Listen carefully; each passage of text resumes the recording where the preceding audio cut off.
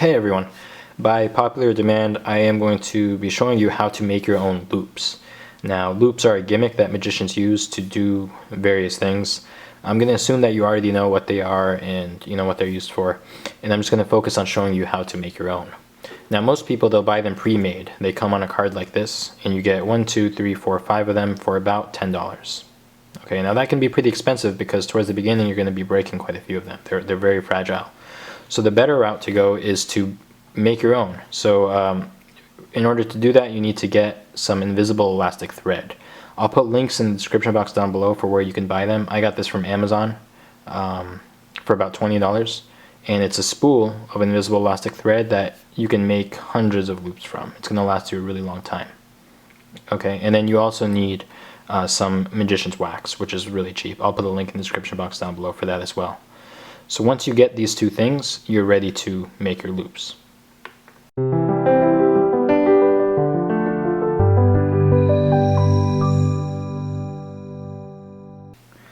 Okay, so here's what you're going to do. You take your invisible elastic thread. The kind that I got is the Mesika elastics. So it's the same exact kind of thread that's used in the pre-made loops, but it comes in this little dispenser box. I don't need that, so I just open it up, I take the spool out, and then I'm ready to go. So the next step is you're going to take 2 chunks of magician's wax, and one chunk you put on one of the sides of the spool, and then the other chunk you're going to mold it into the end of the thread, the loose end of the thread, and then stick it on the other side of the spool. Okay, so what you're going to do is you're going to remove the ball of wax that is connected to the thread, and then you're just going to unwind about maybe a foot of thread. The exact length doesn't really matter so much. As you play around with this, you'll figure out what length that you prefer. But I'm going to do about, let's see, I got snagged a little bit. I'm going to do about that much. Okay, next what you're going to do is you're going to remove the other ball of wax from the spool, and you're going to break it into 2. So just like this, maybe a little bit more. Okay, so you're going to take half of that, just place it aside for a second, and then the other half, you're going to mold it into the thread close to where the spool is. So right about here.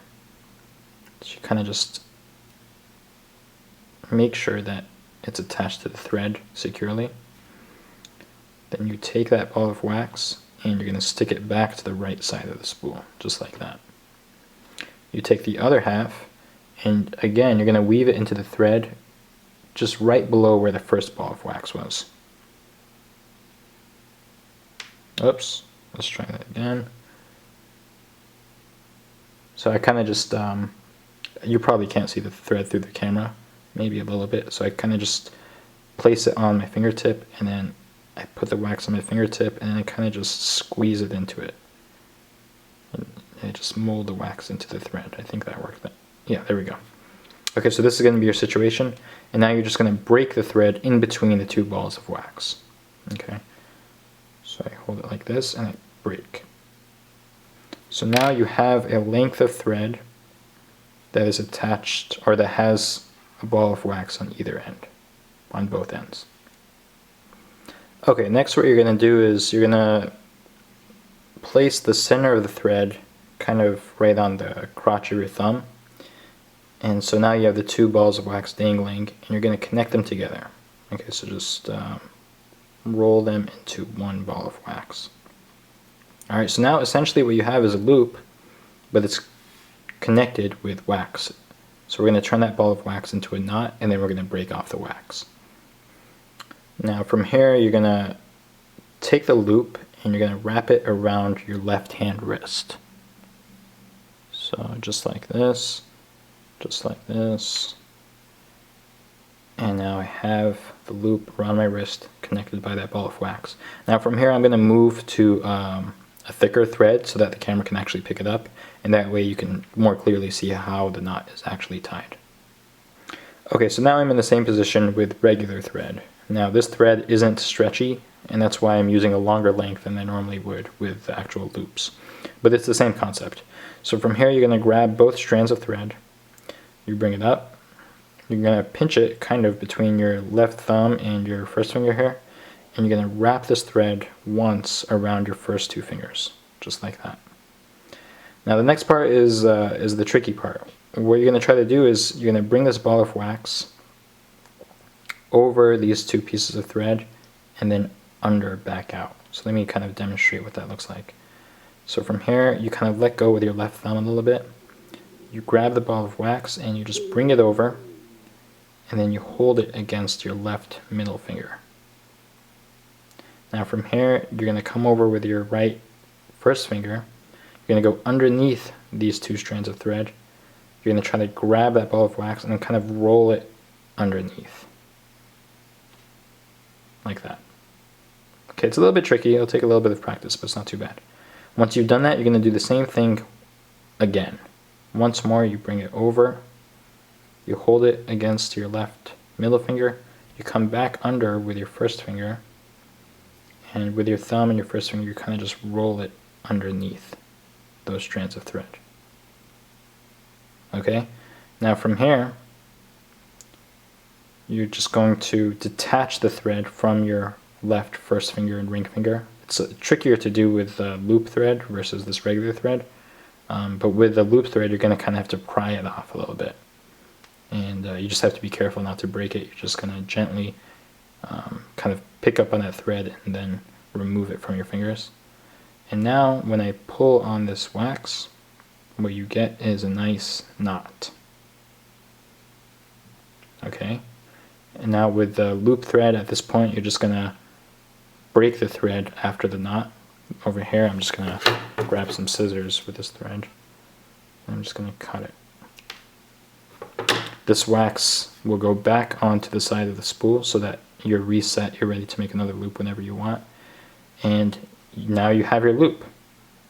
Okay, now you might have a little bit of excess thread at the knot. So what I do next is I take a pair of nail clippers and I'll just snip it off just so I get a clean knot and so that it's completely invisible. Just like that.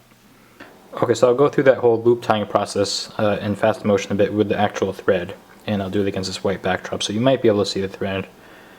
So hopefully that helps.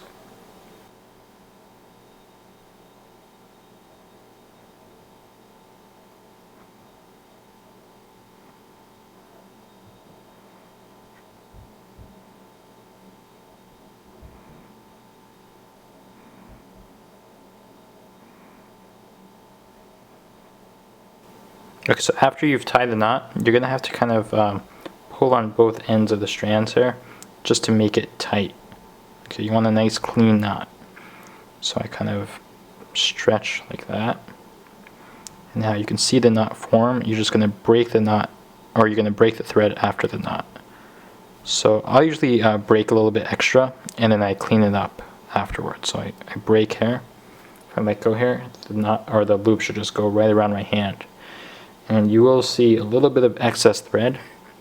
You kind of pry at it a little bit with your fingertip, and then once you see a bit of excess thread, I just snip it off with the nail clippers. Alright, now once you have a loop made, you're going to want to stretch it out a bit. You want to condition it so that it's much less likely to break. So the way I do that is I just hold it in between my 2 hands like this, and I stretch it out until the point where I feel like it's about to break or it's getting close, and then I release. I stretch it out again, I release, and I kind of do the circular thing. There's a whole bunch of ways you can stretch it out, but definitely do that, and your loops won't break as often. Alright. Now I realize that this this method for creating a loop, it can be slightly tedious at first, but once you do it a few times, you're really going to get used to it and it's not going to be a problem at all. But you might have to watch this video a few times just to pick out the details of how that knot was created. But I hope this video helps. If you're interested in getting the supplies, check the link in the description box below. And I'll also put links to a trick that you can do with loops and maybe a performance video or something like that. But yeah, have a nice day. I hope you like that video, and take care.